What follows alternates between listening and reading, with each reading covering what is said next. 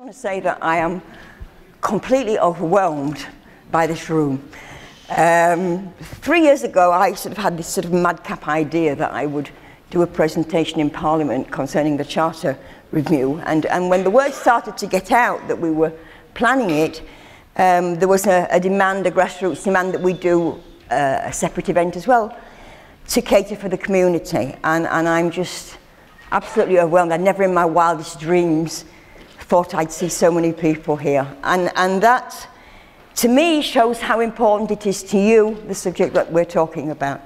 And I'd like to thank that there are tens of people who have helped organise this event, the one we held yesterday in Parliament, and have given so much. So thank you, everyone. So can we... So the BBC's motto, nation shall speak peace unto nation. Very nice idea. The quote here is from the former BBC Director General Mark Thompson, speaking 5.5 years ago or so. And I think that since he spoke those words, his point is actually stronger than ever. We're seeing more extremism, we're seeing more violence. But there's a different aspect maybe to that motto that the BBC also needs to embrace, in my opinion, and that is that of a nation speaking peace unto its own nation, because we have a lot of problems with extremism in the British society, which the BBC has a role to play in helping overcome that. And as you know, most of you, I would imagine, for the past 3 years, BBC Watch has been conducting daily monitoring of BBC content across its range of platforms. And we have documented a number of issues which we have actually compiled into a recommendation or a submission that we made recently to the subcommittee, the DCMS subcommittee, which is reviewing the BBC's charter. And what I want to do in the next few minutes is to run through what we have asked the DCMS to do, because I need your help, all of you, in achieving that, because I'm going back home to Israel on Monday and you guys are staying here on the front. We have a year to get things changed, and together I think we can do it. So we've decided, we've made a series of proposals for change to the BBC, which are very simple, very cheap, and very easy to implement, and it's intentional that they fit all those three categories, because I'm hoping that they'll have actually more chance of success that way. The first issue that we have raised is what I call the accuracy of historical record, and previous speakers have spoken about the problem of accuracy in BBC content, and it has a lot of repercussions, because BBC content isn't just for us to view online. It's used by researchers, it's used by educators, it's used by teachers, it's used by politicians to arrive at conclusions and courses of action. So when the BBC gets it wrong, a lot of other people get it wrong as well. And another aspect of this particular subject is that the BBC regards its own online archive as permanent public record, or, again, quote, historical record. And any content which remains online is, in theory at least, still subject to editorial complaint. So if there is a historically inaccurate document on the BBC website, we can make complaints about it and get it changed. It also means that there is a liability of public money being wasted because there is just simply inaccurate things online which have been left there. So this is an example from a BBC educational website. Its name has since been changed, but at the time it was called BBC Learning Zone. It's a resource for secondary school educators. First of all, you can see who's providing the resources at the bottom. Robert Fisk and Noam Chomsky. And you can see at the top, educators are told that Egypt and Syria acted preemptively against Israel. That changes your whole perspective of the Yom Kippur War. That's a site for educators, a BBC website for educators. It doesn't look like that anymore. If you look for it online, you won't find it because we complained and got it changed.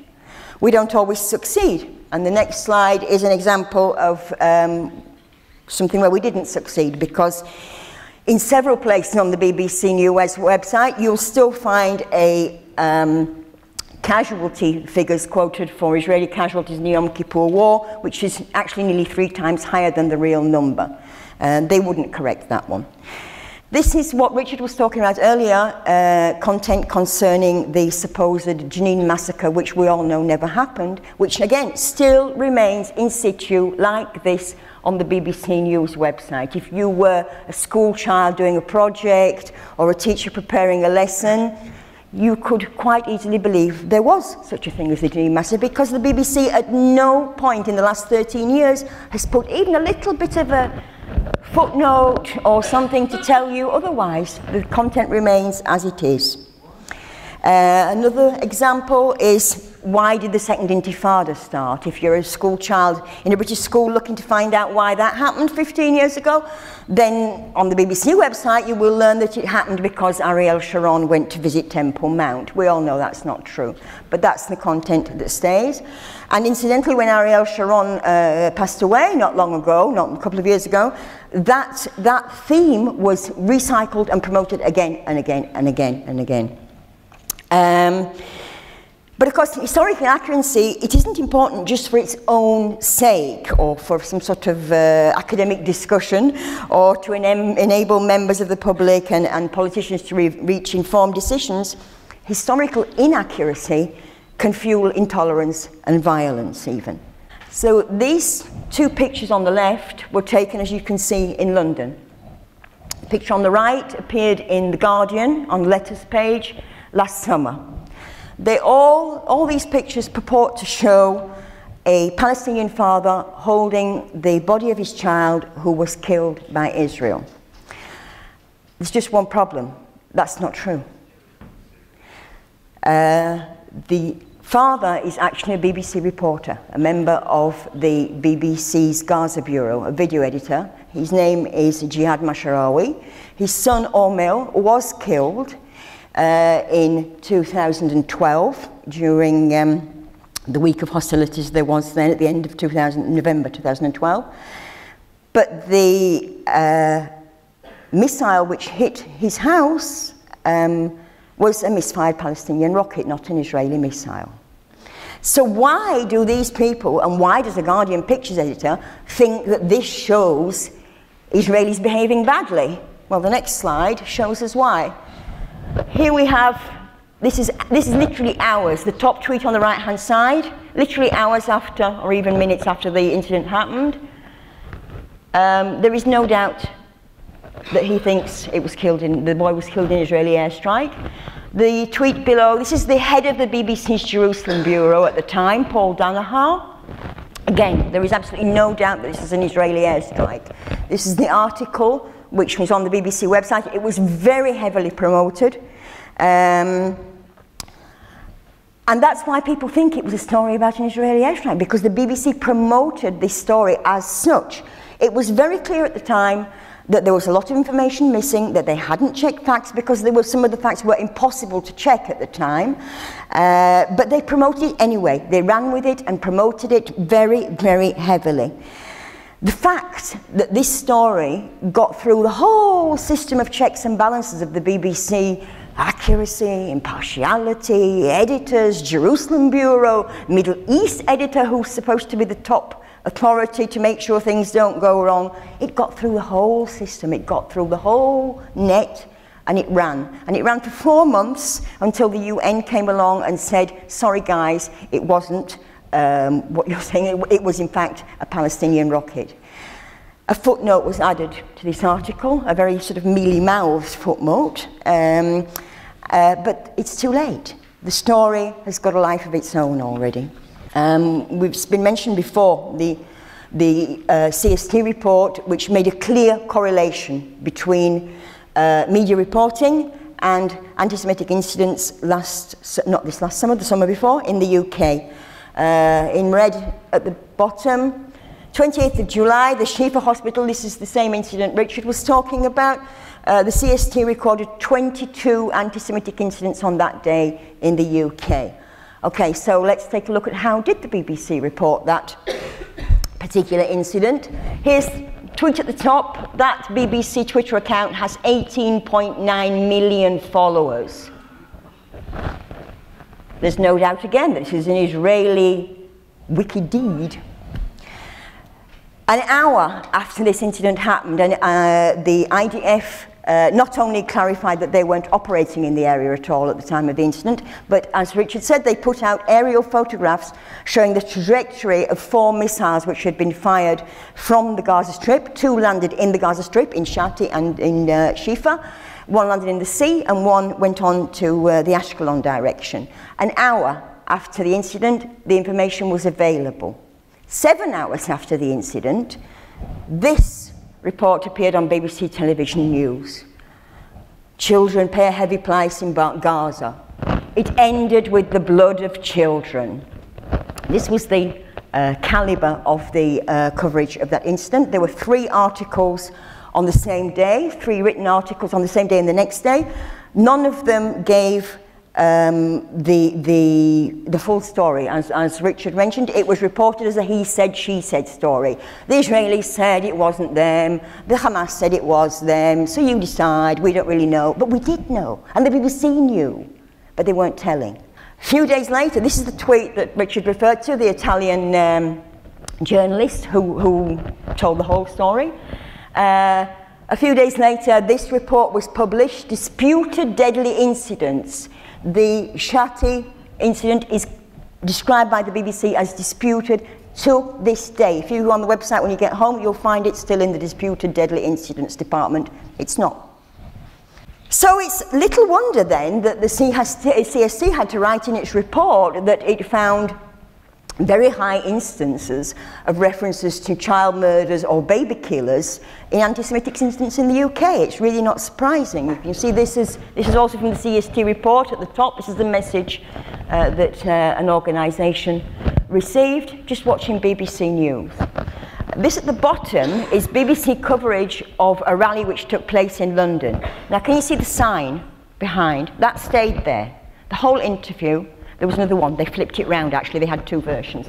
Live interviews aren't live. There's a delay.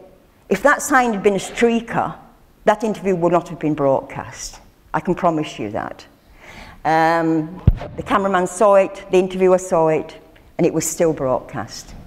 The all-party inquiry, again, also cited the BBC or mentioned the BBC in relation to anti-Semitic incidents.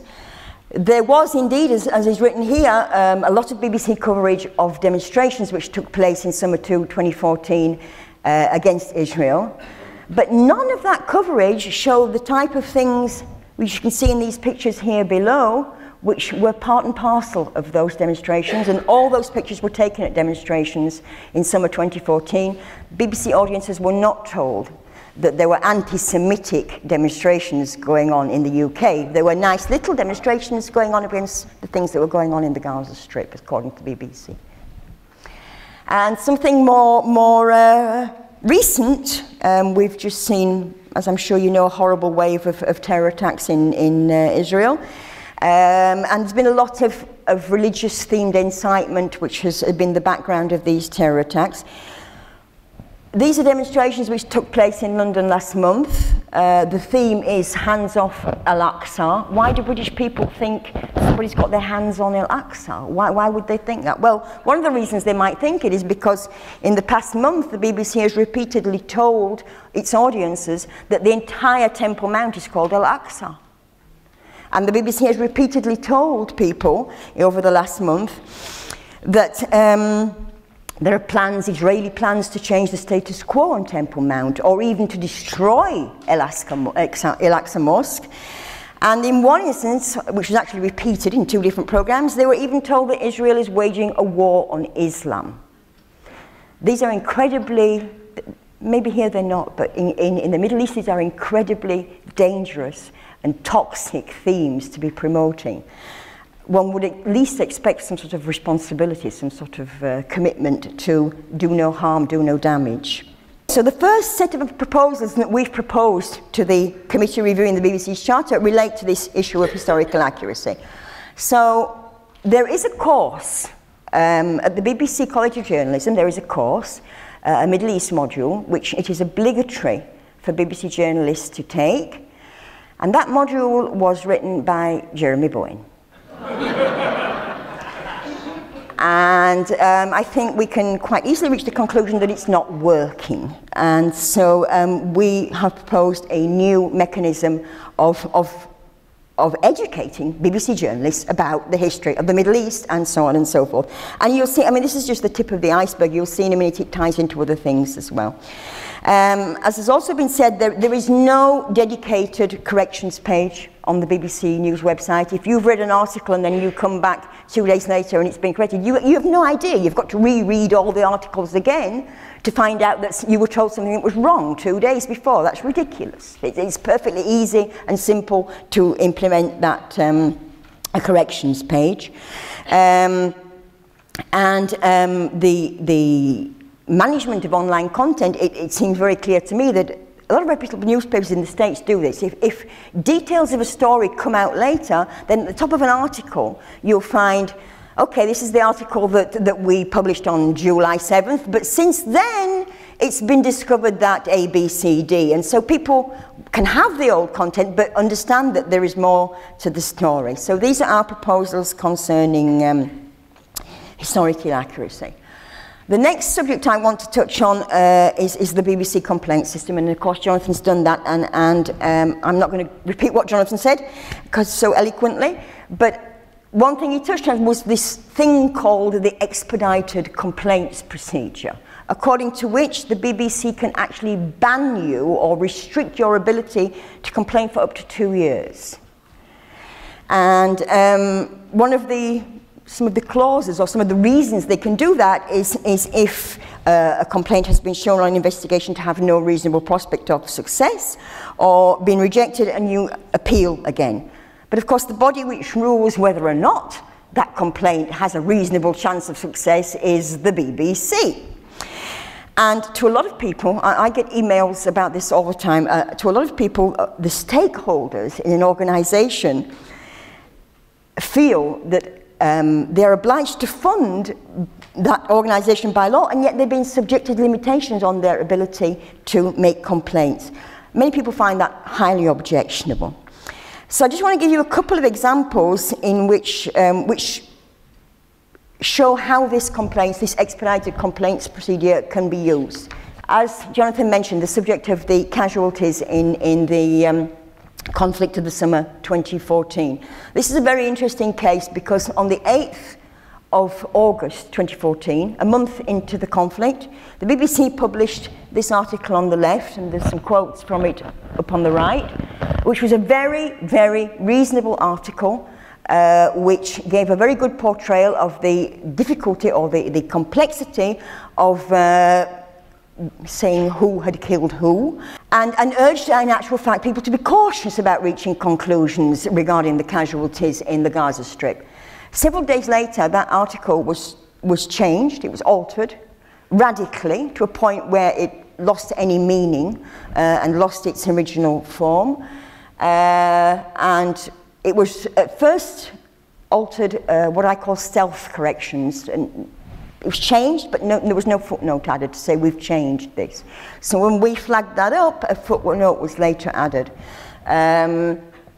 We know that article was changed because of political pressure. We know that for a fact. Chris Gunnis, the spokesman for UNRWA, was sending public tweets to a friend of his at the BBC. He's ex-BBC, he used to work for the BBC, asking them to change the article. And it was changed. So if you complain today about the casualty figures or the ratio of civilian combatant deaths in Gaza in 2014, you will lose because there is a narrative and that narrative doesn't fit the facts. And you will lose even though you will be right. It doesn't matter. Another subject is Israel's capital city, because we don't have one, according to the BBC. If you look on the BBC weather app, we just don't have one. Everybody else has one, we don't have one. At the top, this is a recent correction. A BBC reporter inadvertently referred to Jerusalem as Israel's capital, and probably got a rap on the knuckle, and there was a correction, I say in inverted commas. The link at the bottom, the BBC Academy's guide to how should you describe Jerusalem, is here on the left. The BBC does not call Jerusalem the capital of Israel. I always thought we Israelis decided where our capital was, but obviously I'm rather wrong. And the reasoning, the rationale for that is this BBC Editorial Standards Committee decision.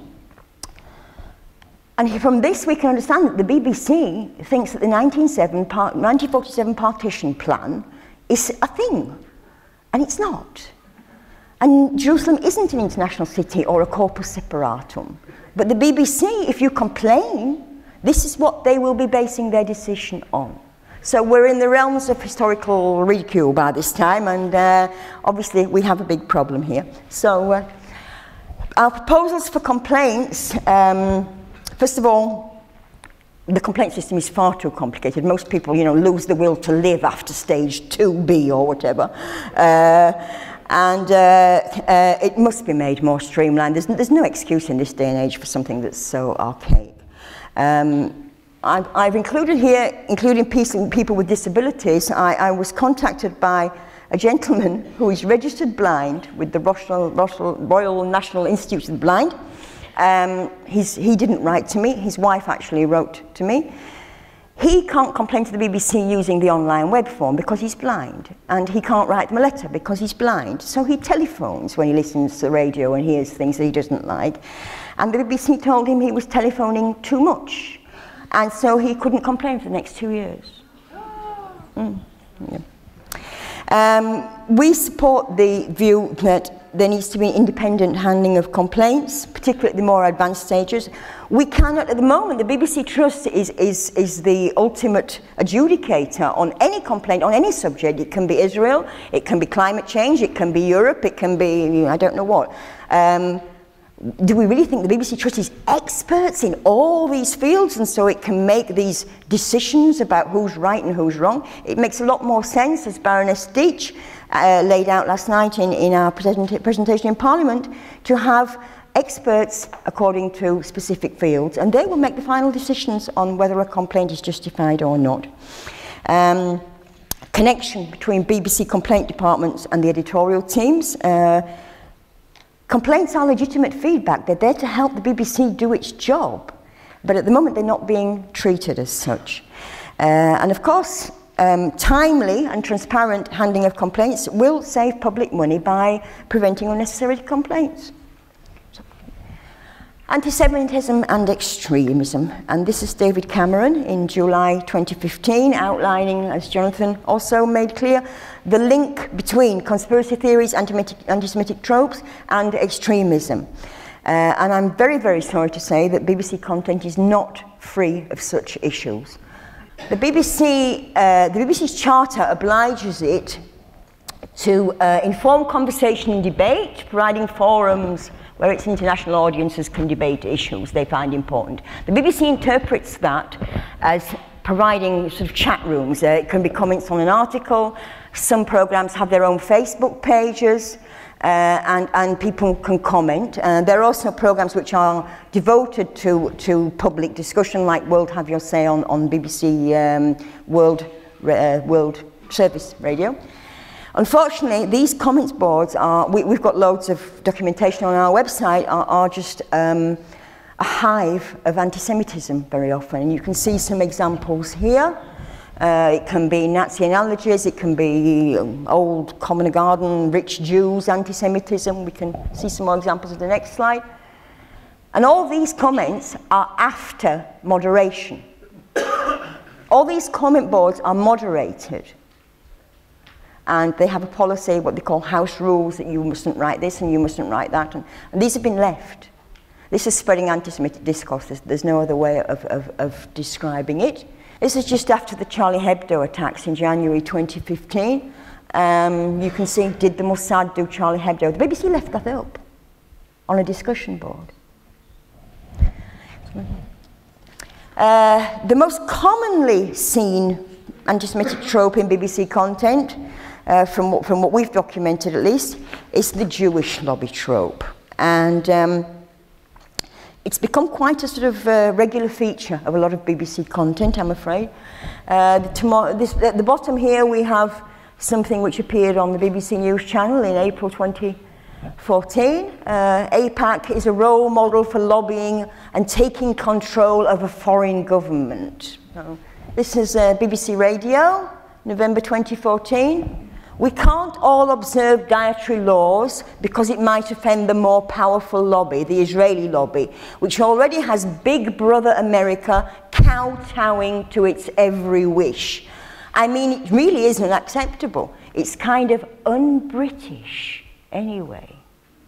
I don't know about you, but I find that deeply worrying. I really do. Next one, please. BBC News Channel, again, this is a reporter called Tim Wilcox doing the papers, and the quotes in blue are the lady on the left who was commenting on the story about Maureen Lipman saying she wouldn't support the Labour Party any longer. And the BBC presenter inserted this part in green. Yeah, and a lot of those prominent Jewish faces will be very much against the mansion tax, presumably as well. There were loads of complaints made about that programme. None of them got anywhere. Next one, please. When there are clear anti-Semitic incidents or anti-Semitic issues coming up in domestic BBC coverage, we sometimes see the BBC whitewashing it. So we know what David Ward said. This is what former MP David Ward said. And the BBC described it as comments he made about the Jews in Israel. Again, it distorts the story. His comments weren't about the Jews in Israel. And this was, again, just after the Charlie Hebdo attacks. There was the march, I think it was the Saturday after the attacks.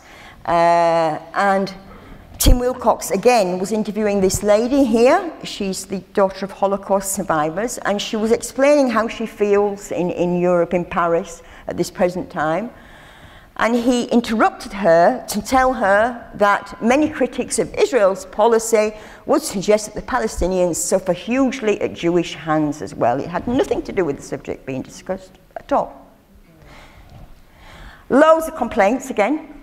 We did an alert, Camera did an alert on it, and they got loads of complaints, including from our team of letter writers in the States. The initial reaction was Tim Wilcox sent a tweet, so it's all right.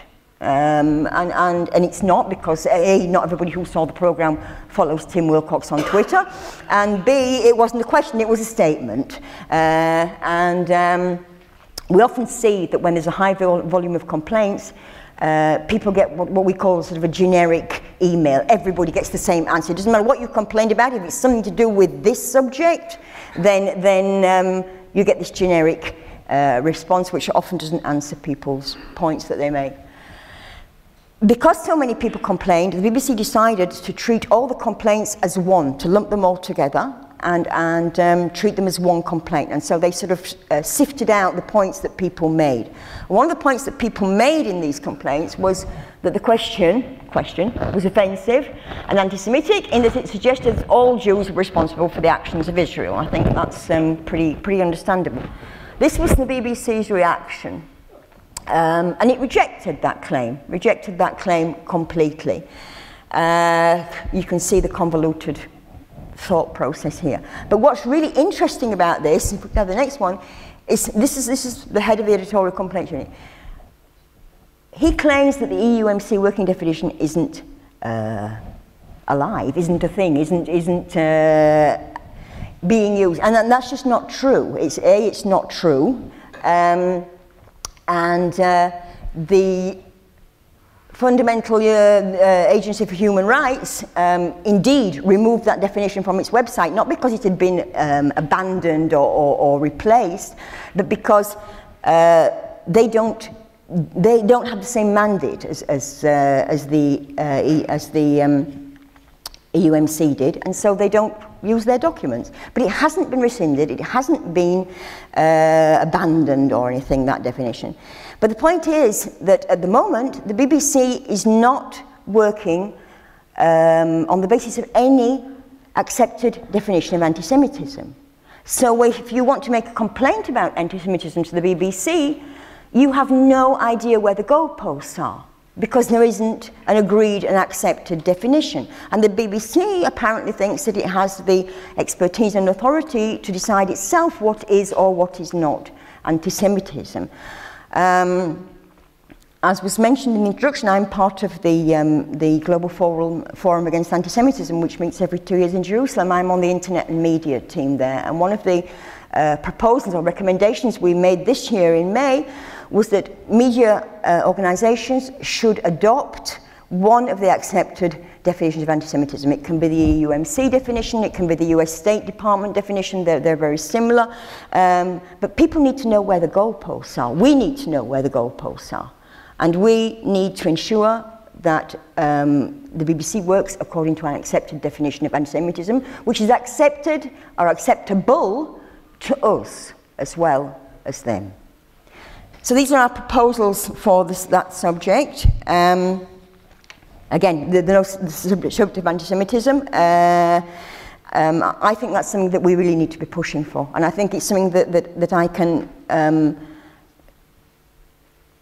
I would like to ask your help in achieving this, in that I think that MPs need to be alerted to the fact that there isn't a definition, that the BBC is working according to that definition, and it's something that really needs to be changed.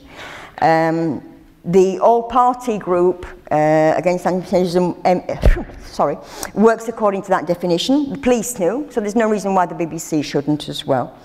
And we obviously need to have more education. We can't have anti-Semitic comments on BBC comment boards. We can't have anti-Semitic content in BBC programmes, and there's obviously a real serious lack of education concerning anti-Semitism among BBC staff, and that is a subject which I think needs to be high priority. So I'm handing this over to you guys. We've, as I say, we've made this proposal, but we need to, I think we need, and if we can, to act together and try and make sure that this opportunity that we have now with the renewal of the BBC Charter, that we can actually get some change made, because otherwise we won't be able to do this again for another 10 years. So this is a one-off opportunity. And what I see here tonight gives me a tremendous amount of hope, because I see a lot of people who care. And I think that if we carry on like that, we can do things. Hi, my name is Ruby Marriott. I'm studying at City University, but I just came from SOAS University like a couple of hours ago. So at SOAS, the Palestinian Society held a vigil for the so-called innocent Palestinians or martyrs. Myself and 3 others went to stand up for Israel and denounced the martyrs as terrorists. We filmed, video recorded, and took pictures of the whole event, and while we were confronted by the PALSOC. To give a brief summary of the events, they confronted us and said that all Israelis are terrorists. The president of the PALSOC said that the occupation of Israel is from the river to the sea, and they went on to announce on the loudspeaker that they praised the stabbing of innocent Israeli civilians. As it went as far as to one of the Palestinian Society members almost punching the president of the Jewish Society. As we speak, my friends are putting together a media package for the international media. My question tonight is how to prevent the media from creating a headline along the lines of Israeli or Jewish students protest a vigil for innocent Palestinians at a London university. During the Gaza war, Bowen said in an article that we'd seen no evidence of the use of human shields, and all again said it on air. And in fact, there was very, very considerable, absolute direct proof. The Hamas Interior Ministry had actually called on people to ignore the leaflets telling people to get out from where Israel was going to attack, where a whole lot of rockets were coming from. That notice was still on the website from Hamas in their own name. At the Shifa hospital, the Hamas were actually giving interviews to the press under the patients, on the floor beneath. So they're using patients as human shields. Rockets were being fired from Shifa Hospital, and a Finnish reporter had actually reported as such.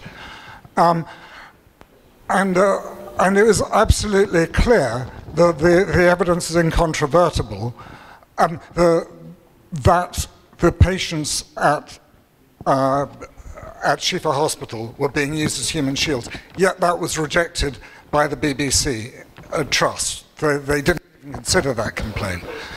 And they're still getting away with absolute lies. Just about 2 weeks ago, they reported, we couldn't get more clear cut than this. It was an event in an Arab community which they said was occupied by Israel in 1967 and is still occupied today, and that Arab community was in Israel, been in Israel since 1948. They refused to, well, I did actually complain them on the expedited complaints procedure, and they refused to acknowledge they got it wrong. Okay, thank you, Stephen. We have very little time left. I'm going to take 2 questions, one from the lady here with the glasses on.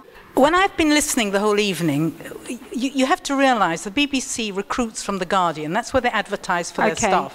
So it's already hopeless. When I was just listening, I think the real route is to go over their heads and go to Parliament. And we have some fantastic people. We have Michael Gove, who was working in the BBC. Go to these people, and we've got enough people in the Lords to really put pressure. Now that the charter is coming up, I think that's the route to go, personally. Okay, thank you. Ambrosine at the back. And I just want to say in conclusion that a good friend of mine suggested that when organizing such an event, there should be 3 points of achievement. So I set about thinking on what he had said. This was good advice given the golden proportion, the triangle that appears everywhere throughout our lives. Gardeners plant in threes. Yoga is profuse with professional postural triangles and so on. So here are my 3 points of focus. As I said, when we set out to organize this event, we never dreamed that so many of you would want to come along and hear what our speakers had to say. What it reveals is a need we feel as a community, a search for answers to questions that possibly have no immediate answers, but if we don't talk out, who will stand for us? I heard Douglas Murray once ask, since when did it happen that Jews can't speak out for themselves? Well, tonight we heard that we can, and you came here to hear and to be heard.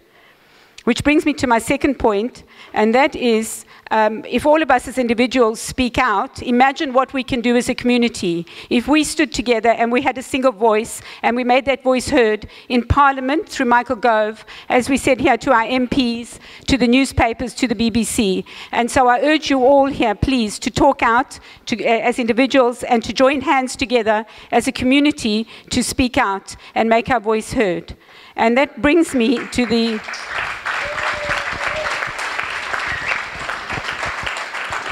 That brings me to the third point, which is actually why we came here tonight, and that is to discuss the effects of the BBC reporting on our lives as Jews in the UK. Our speakers laid the ground for deeper understanding, but overall, the question that is most asked of us is why focus on the BBC when most other outlets are not dissimilar? For me, it is very clear. The BBC, as a state broadcaster, belongs to us. We are the stakeholders. And yet we feel we are unable to hold this monolith to account. In receiving questions, what stood out, the questions that we asked people to send to us ahead of time, what stood out was what happened to that very famous Balin report. And indeed, why is it that not one person has leaked even one word about it? This was a report commissioned by the BBC, paid for with our money, and our money was spent, some £300,000 of our money, to prevent us from hearing what that report has to say. Now, that may be in the past, but we should not allow that to happen again. How is it possible that a state broadcaster in the seat of democracy can hide a report that we paid for under the guise of official secret privilege?